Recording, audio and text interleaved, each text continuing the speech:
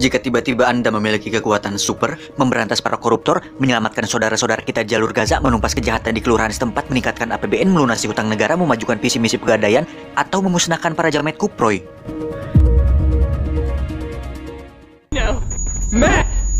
Can we get out of here? Dude, no way!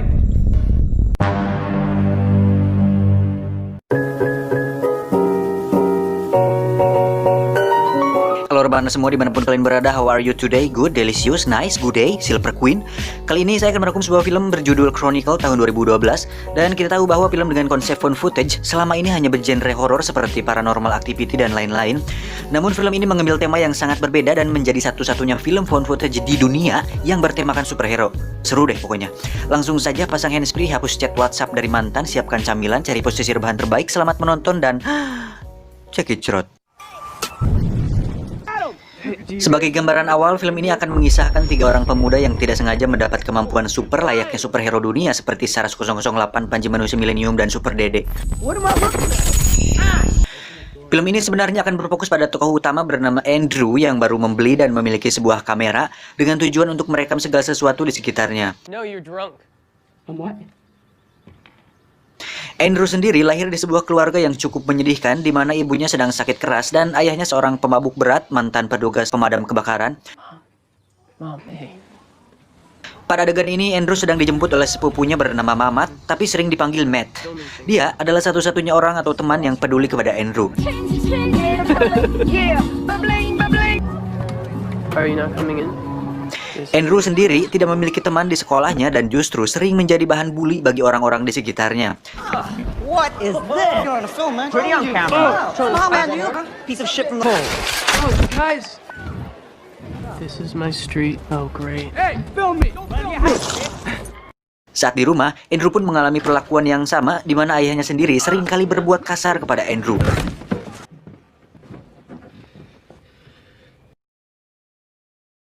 Suatu hari, Andrew dan Matt datang ke sebuah pesta. Andrew yang membawa kamera di saat pesta berlangsung, tiba-tiba dihadang dan dipukul oleh seseorang yang tidak suka dengan kegiatan Andrew yang merekam pesta tersebut.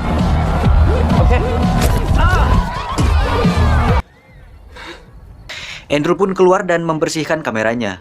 Tidak lama, muncullah seseorang bernama Steve. Steve sendiri merupakan siswa yang cukup populer karena dia adalah kandidat calon ketua OSIS di sekolahnya.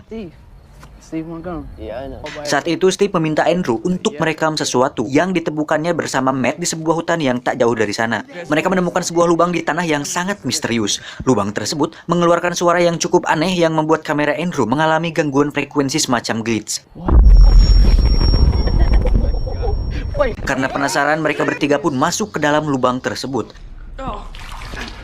Hello? Ternyata, di sana terdapat semacam batu kristal raksasa yang menyala. Saat Steve menyentuhnya, tiba-tiba kristal tersebut berubah warna dan hidung Steve seketika berdarah. Frekuensi yang ditimbulkan kristal pun semakin kuat dan kamera pun mati.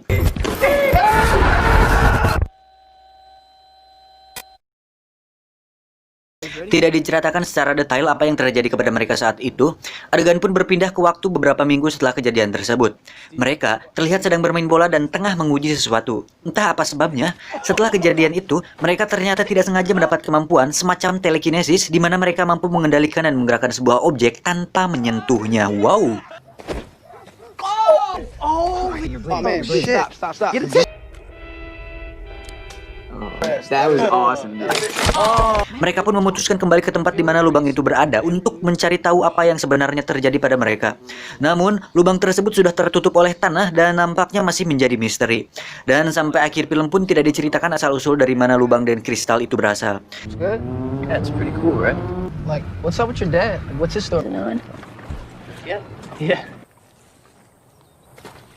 Oh, nice.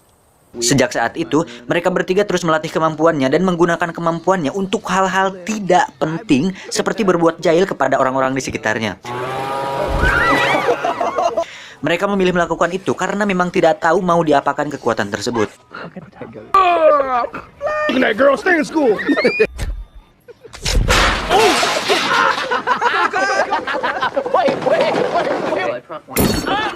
Oh, snap.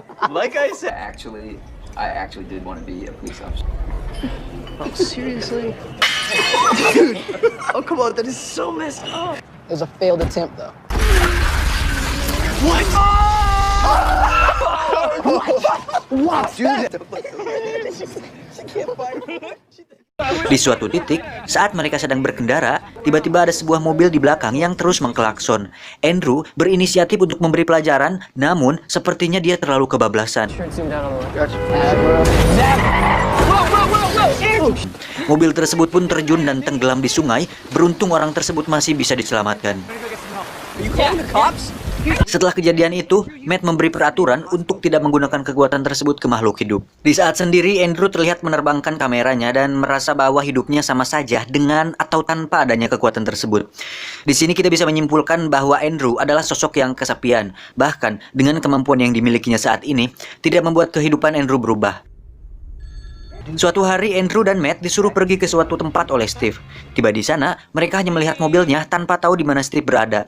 Tak diduga, Steve ternyata sedang melayang di atas. Steve kemudian menyuruh Matt dan Andrew untuk melakukan hal yang sama.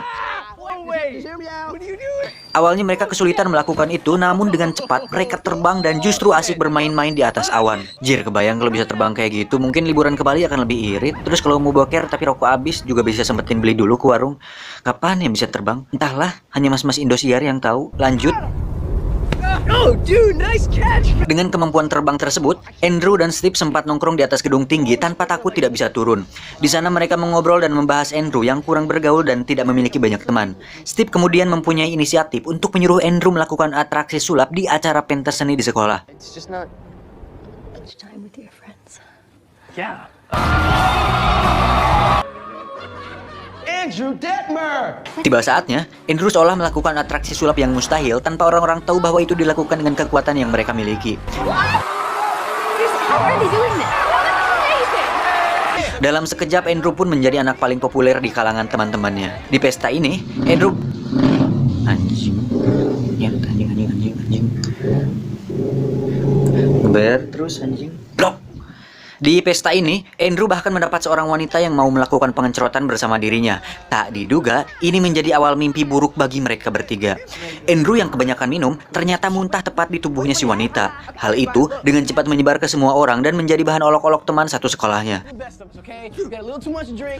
Get out! Drew, what's your problem? Andrew yang pemurung pun semakin dibuat terpuruk setelah kejadian tersebut.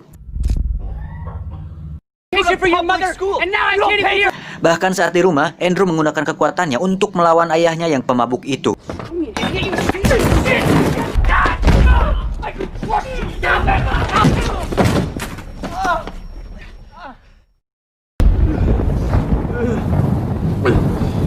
Singkat cerita, Andrew pun menenangkan diri dengan terbang di atas awan yang mendung dan berhalilintar. Tak diduga, Steve menyusulnya karena khawatir dengan keadaan Andrew. Namun, Andrew mengusirnya dan meminta Steve pergi dari sana. Steve yang simpati terus memaksa Andrew untuk turun dan justru malah membuat Andrew marah.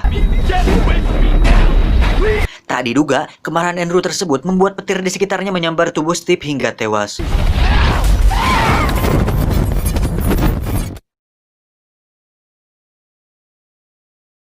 Steve pun akhirnya dikebumikan dengan diiringi lagu JKT48.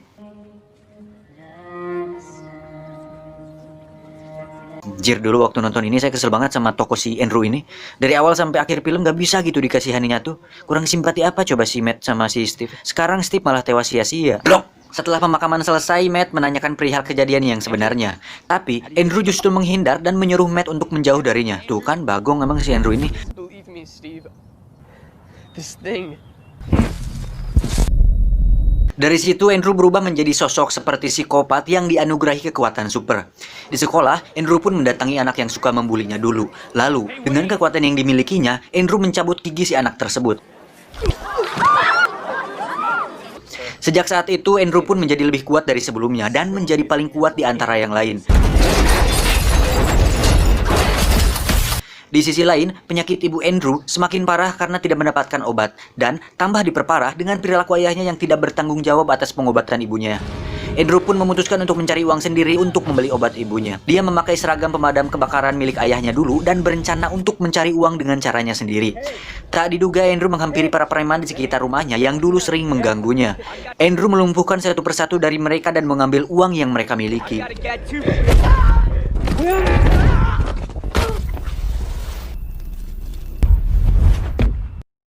Dirasa uangnya masih kurang, Andrew kemudian pergi ke Ceria Mart terdekat dan merampok semua yang ada di sana. Si penjaga pun tidak tinggal diam. Dia mengambil senjata dan menembak Andrew. Namun, Andrew menangkisnya dan peluru tersebut justru mengenai pom bensin yang ada di sana. Alhasil terjadi ledakan yang membuat Andrew dirawat di rumah sakit. Dan disinilah dia sekarang. Tidak lama ayahnya pun datang. Dia nampak terlihat bersedih. Namun, bukan karena Andrew. Tetapi ayahnya justru menyalahkan Andrew atas kematian ibunya yang telah diberikan obat. Si ayah yang emosi kemudian teriak-teriak di depan Andrew yang sedang terbaring koma. Tak disangka, ternyata Andrew sadar. Dan tiba-tiba...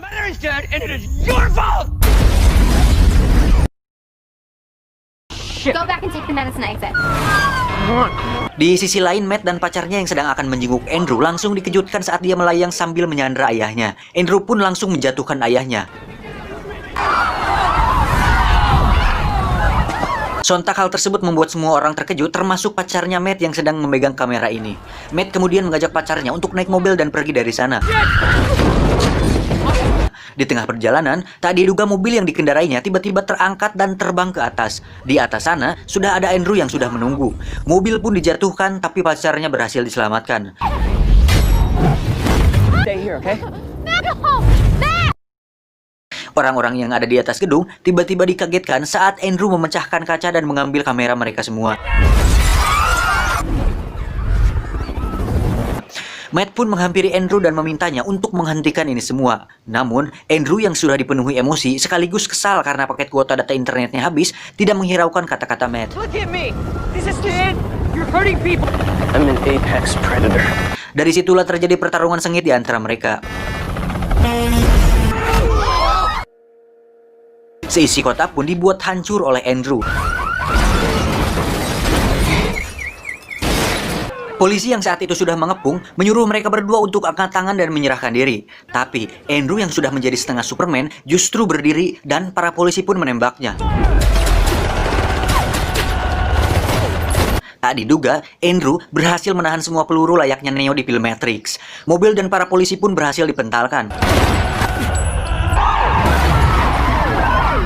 Setelah itu, Andrew teriak dan melepaskan hakinya sehingga semua yang berada di sekitarnya hancur.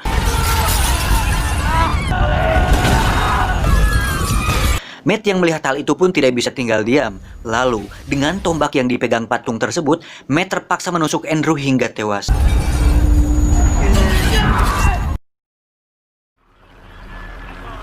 Matt pun terbang dari sana.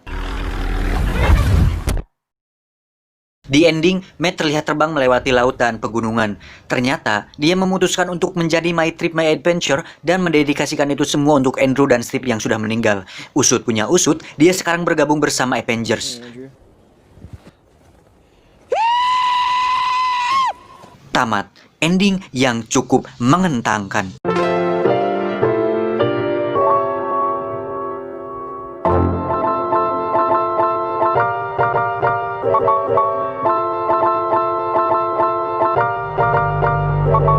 Secara alur cerita, film ini cukup sederhana dan mudah dipahami karena memang mengedepankan sisi realistis dari kehidupan remaja yang sebenarnya, di mana konflik yang mereka alami masih sekitaran kehidupan keluarga dan lingkungan sekitar mereka. Dan saya pribadi cukup diperbagongkan saat berekspektasi bahwa mereka akan mengambil konflik global di mana mereka harus menyelamatkan bumi atau umat manusia dari ancaman monster atau tokoh antagonis yang mendapatkan kemampuan serupa. Tapi memang dengan plot yang dipadatkan, semuanya berhasil dipresentasikan dengan cukup baik. Ya, walaupun plotnya loncat-loncat karena memang film found footage ya seperti itu. Dan sampai saat ini saya masih dibuat kesal dengan sosok si Andrew. Jing, coba dia nggak bareng-bareng nggak jelas. Gak mungkin kejadiannya seperti itu. Gak mungkin si Steve mati sia-sia. Mungkin mereka akan lebih mengeksplor kekuatannya. Mungkin mereka bertiga akan berhasil menyelamatkan Tony Stark saat bertarung dengan Thanos. Mungkin sekarang corona nggak bakal menyebar. Mungkin kita nggak bakal di lockdown. Mungkin juga saya nggak jadi pengangguran. Jir, sumpah saya kasihan sama si Steve. Kurang baik kumaha coba dia mau berteman dengan Andrew. Nyaranin Andrew main sulap biar berani tampil depan umum. Nyusulin dia ke langit sebagai rasa perhatian seorang teman. Cuman timbal baliknya apa coba? Kayak tai gitu anjing, kesel aing nggak tahu diuntung. Blok, lu tuh emang bagong, Drew. Cuma bawa sial. Dasar monyet bau kadal pintin muka gepeng kecoa bunting babi ngempet dinosaurus brontosaurus sulit ireng hancet muning podol apu Thailand di goreng selangkangan anggur kolesan podo kamil di luar nikah kete. Sudahlah, kecewa sama antum. Selebihnya, film ini cukup berhasil menyampaikan pesan bahwa saat anak muda yang labil harus menerima sebuah kekuatan super, mereka jelas tidak siap dengan tanggung jawab sebesar itu. Hikmah yang bisa diambil dari film ini adalah seperti kata salah satu karyawan IQ7 Corporation bagian desain thumbnail, bahwa kekuatan yang besar butuh tanggung jawab yang besar pula. Maka dari itu kita disarankan untuk tetap istiqomah dan tidaklah seorang membuat dosa melainkan kemudaratannya kembali kepada dirinya sendiri, dan seorang yang berdosa tidak akan memikul dosa orang lain. Dan lagi-lagi saya mengingatkan bagi Anda yang mau request film bisa melalui Instagram saya di sini, karena kalau di YouTube kebanyakan spam dan cenderung malah dihapus oleh tim analis IQ7 Corporation. Terima kasih atas perhatiannya, selamat menjalankan aktivitas, mensana in corporisano.